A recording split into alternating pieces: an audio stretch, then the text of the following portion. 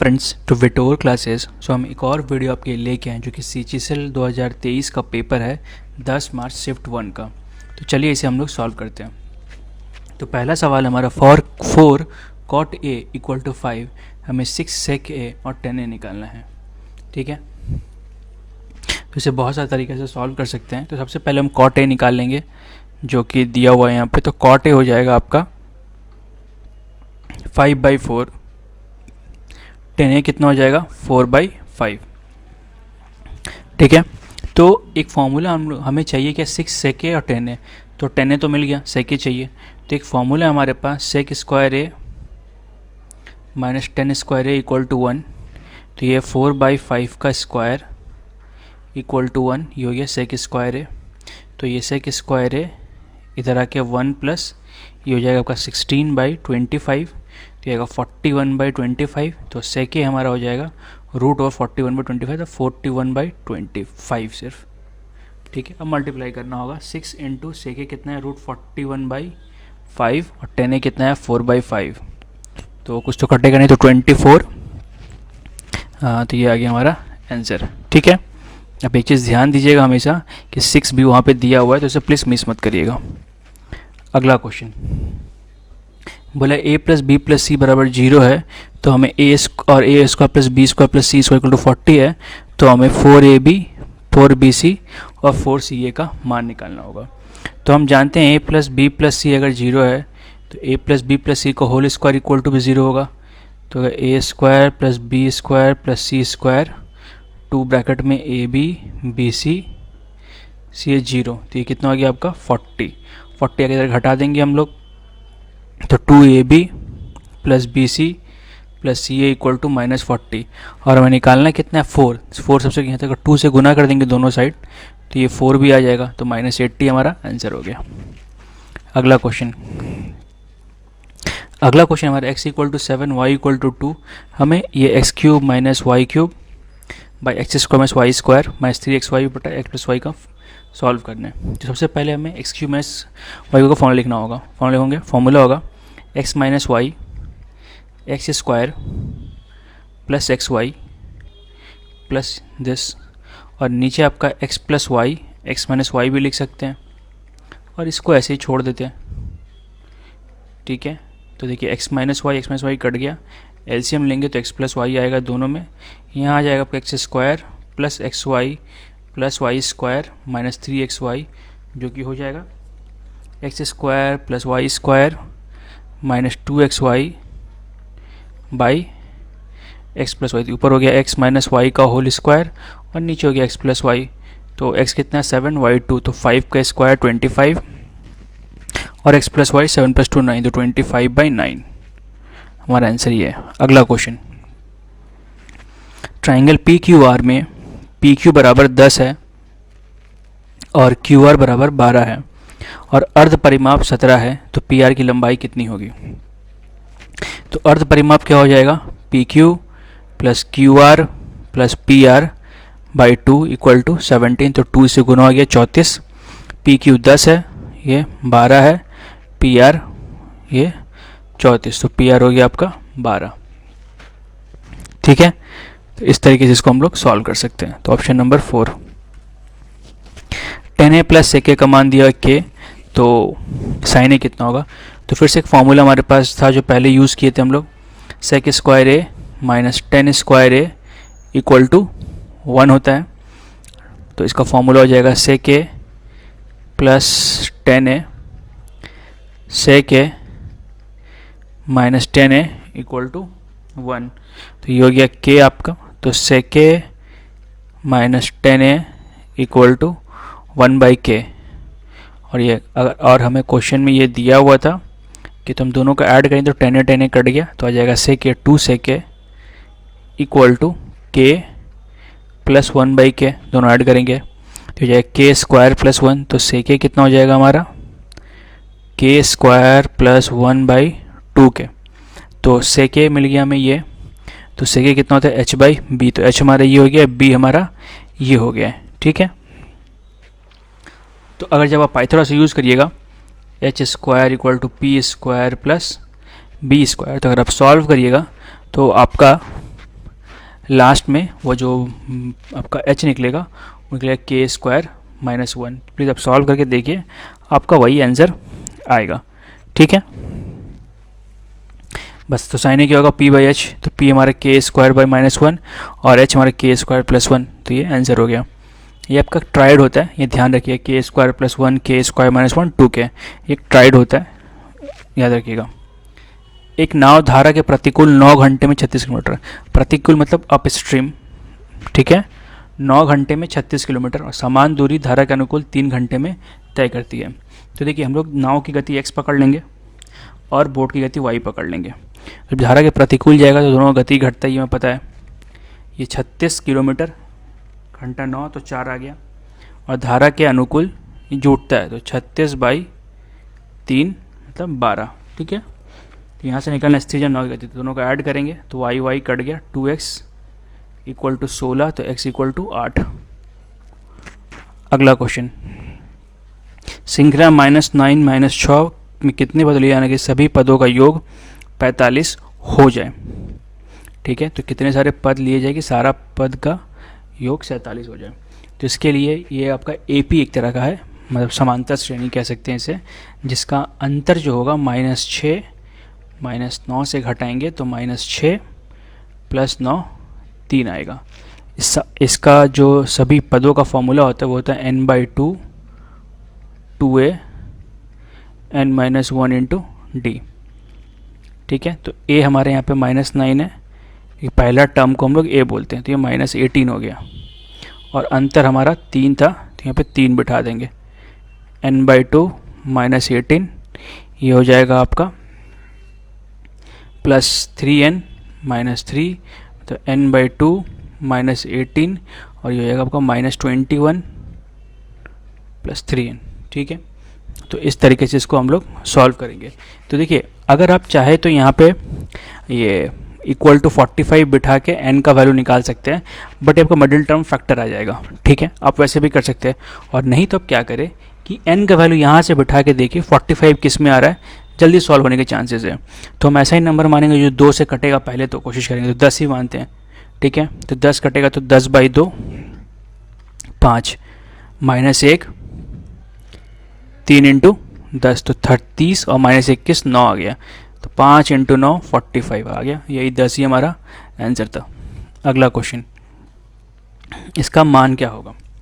तो सबसे पहले जो a - b लिखा हुआ है ये छोड़ देते ऐसे ही, और ये b + a को a + b लिख लेते हैं, तो क्या हो जाएगा a² - b²। फिर से आ गया a का पावर 4 b का पावर 2, तो ये हो जाएगा a का पावर 4 - b का, क्योंकि देखिए इसका भी a + b a - b, तो a² - b² ही है। अब देखिए इन दोनों में से हम 2 कॉमन ले सकते हैं, तो 2 बाहर रख दीजिए आप, फिर लिख दीजिए a का पावर 4 b का पावर 4, बस घुमा के लिखा हमने।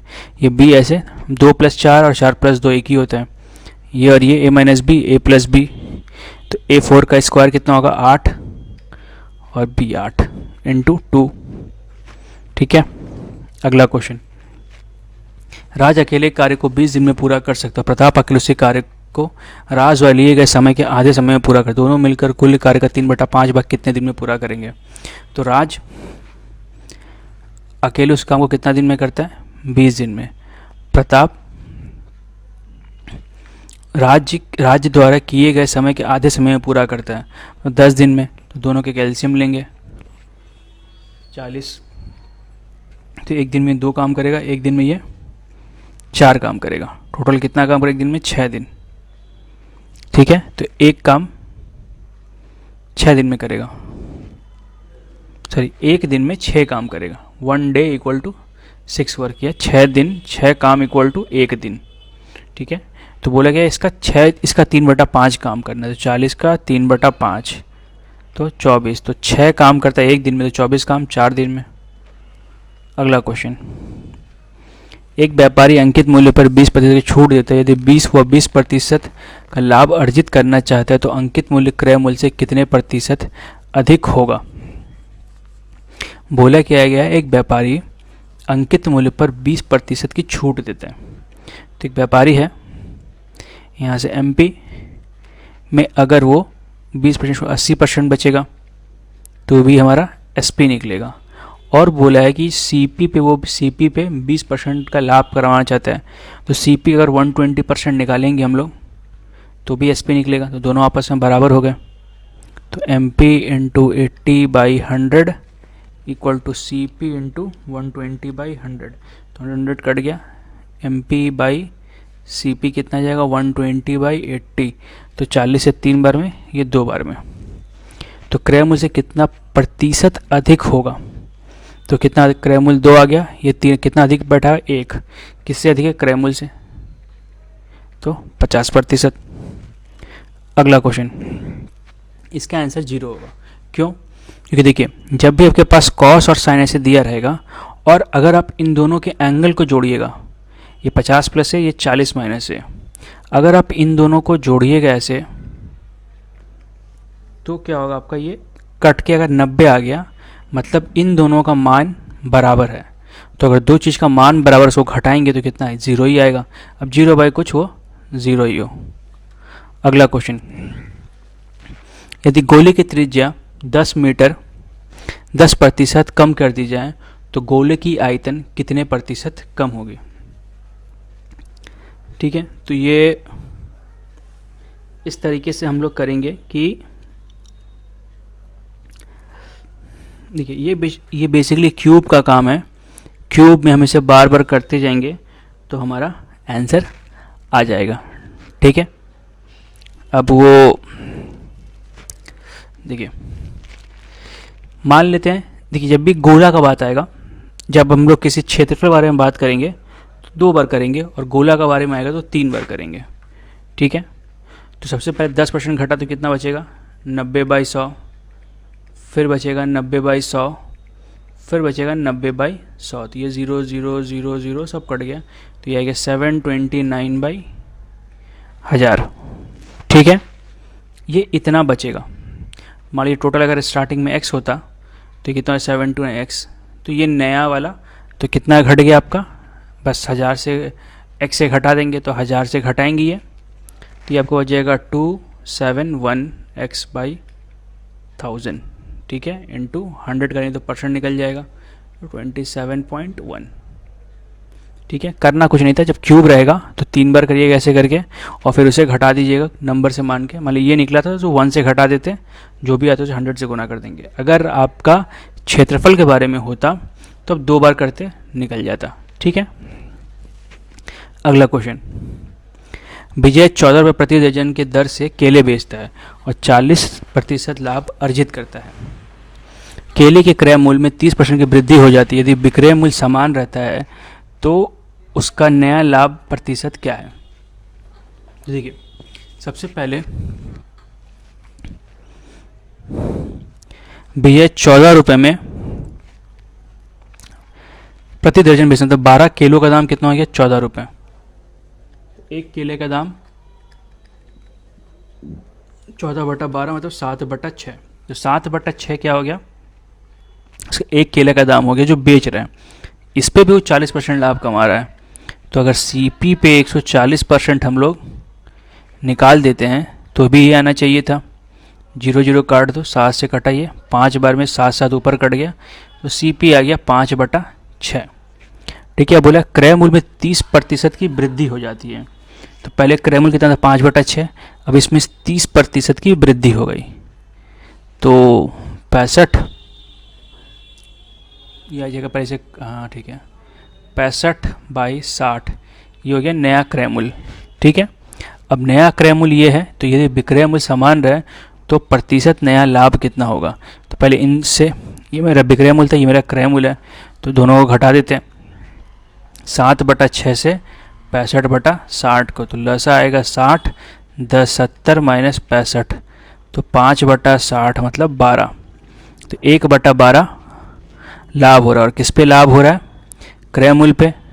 तो क्रय मूल्य कितना है 65/60, तो 65/60 क्या होगा 60 ऊपर 65 नीचे, ये कटेगा 5, 5 से कटेगा ये आपका 13 बार में, और यहाँ पे 100 है, इसे भाग करेंगे आएगा 7.69 आंसर। ठीक है, अगला क्वेश्चन, एक मूलधन पर 2 वर्षों के लिए एक निश्चित दर से ब्याज पर साधारण ब्याज होती है, ब्याज वार्षिक क्रमशः इतना और इतना। मूलधन क्या है, तो इसका जो एक डायरेक्ट फॉर्मूला है हमारे पास, अगर वो हमें पता होगा तो हम लोग सिंपल निकाल सकते हैं। ठीक है, एक सिंपल सा तरीका ये है कि कंपाउंड इंटरेस्ट बटा सिंपल इंटरेस्ट, लेकिन ये सिर्फ 2 साल के लिए, बराबर 1/r बटा 200 होता है। ठीक है, तो हमारा दोनों का ब्याज कितना है, ये हो गया 1760 और ये हो गया 1600। तो ये फॉर्मूला पहले आप नोट डाउन कर ले, अगर आपको ये फॉर्मूला नहीं पता है तो 0 काट देंगे, उसके बाद घटाएंगे 1 से इधर ला के, तो ये आ जाएगा 16/160, ये आएगा r/200, ये कटा 10 से कटा तो r इक्वल टू आ गया 20। तो अगर r 20 है, ठीक है, तो 1600 p इंटू 20 इंटू 2/100 5, तो p इज इक्वल टू, अच्छा 2 से ये कटेगा 800 बार में, तो 4000। ठीक है, इस तरीके से इसको सॉल्व, ये क्योंकि सिंपल इंटरेस्ट का फॉर्मूला यही होता है इसलिए। अगला क्वेश्चन, दी गई संख्या में पहले 200 पदों का योग क्या होगा। ठीक है, तो भाई एक चीज़ ध्यान दे इसमें, तो ये 1 5, इसको आप थोड़ा अलग अलग कर सकते हैं। देखिए पहले 1 6 11 16 ऐसे ऐसे करके ले सकते हैं, यहाँ से ले सकते हैं 5 10 15 20। तो जब इन सबको लीजिएगा तो ये ऐसे बनेगा 1 + 6 + 11 + 16 डॉट डॉट डॉट, और ये कितने पद तक जाएगा, 100 पद तक, क्योंकि आधा ये हो गया आधा वो हो गया, प्लस 5 + 10 + 15 + डॉट डॉट डॉट 100 पद तक। तो इसका अंतर कितना हो गया 5, इसका a हो गया 1, इसका अंतर कितना हो गया 5, और इसका a हो गया 5। फॉर्मूला क्या था, Sn equal to n/2 2a n-1 into D. तो n/2 2 into A plus n-1 into n कितना हो गया, हर में 100 हो जाएगा, इसमें a 1 होगा, इसमें d कितना होगा 5 होगा। तो पहले ये निकाल लेंगे एक बार इसका, फिर इसमें क्या होगा, a जो हो जाएगा 5 हो जाएगा, n भी 100 रहेगा, n 100 d भी 5।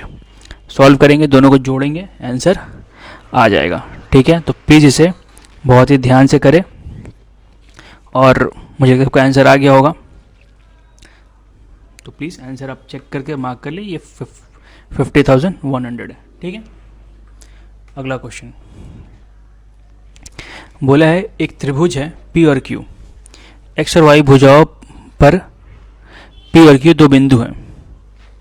ठीक है, तो 2 अगर बिंदु है इस तरीके से, तो मान लेते हैं ये त्रिभुज है हमारा x y z, ये हो गया P, ये हो गया Q, पी क्यू और वाई जेड अनुपात कितना, ये 3 हो गया, ये 8 हो गया। एक्स वाई आपको बोल दिया गया 88 है, तो एक्स पी का मान निकालने बोला है। तो एक चीज़ हमेशा आप ध्यान रखिएगा कि आप ऐसे कर लेते हैं, इसको एक्स पी को एक्स मान लेते हैं, तो जब भी ये आपस में से समांतर होगा तो हम लोग ये जो त्रिभुज है ये इसके सर्वांग होगा बड़े का। तो छोटा त्रिभुज में कौन सा भुजा है, एक्स पी, और बड़ा त्रिभुज में भुजा एक्स वाई।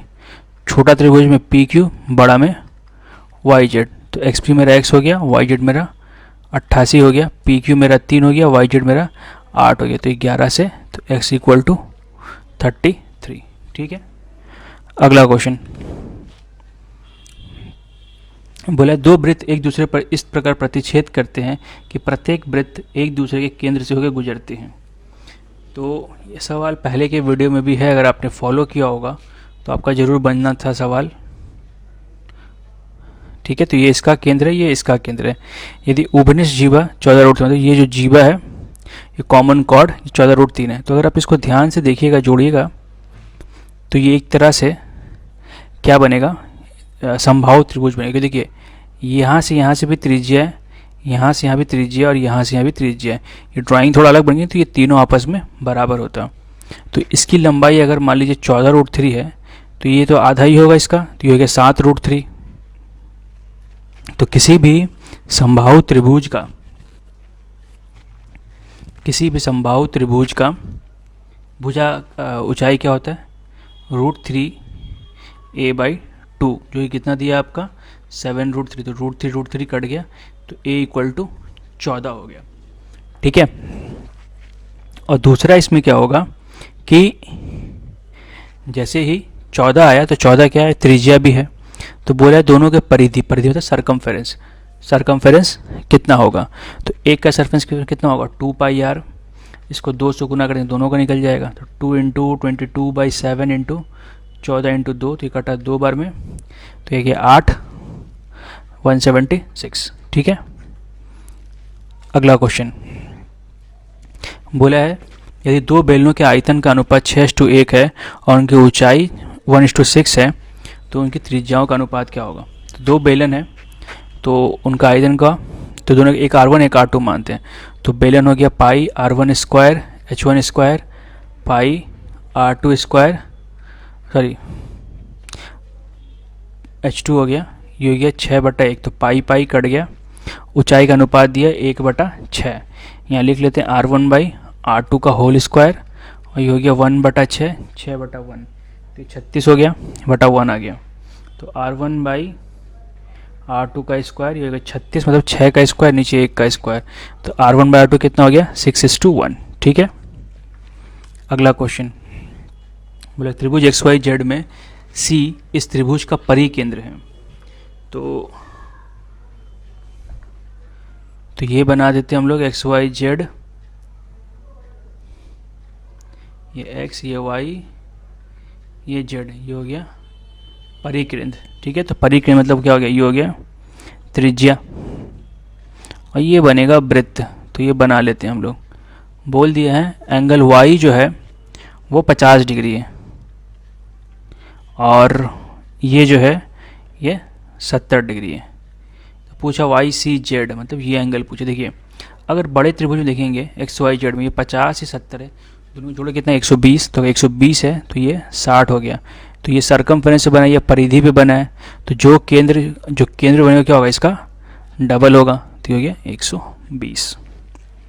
अगला क्वेश्चन, एक व्यक्ति का व्यय और बचत अनुपात 4:3 में है, यदि उसकी बचत उसकी आय के 1/5 हिस्से, यदि उसकी बचत में उसकी आय के 1/5 हिस्से की वृद्धि होती है और आय समान रह जाती है, उसका व्यय और बचत का नया अनुपात क्या होगा। तो सबसे पहले यहाँ पे लिख लेंगे हम लोग आय,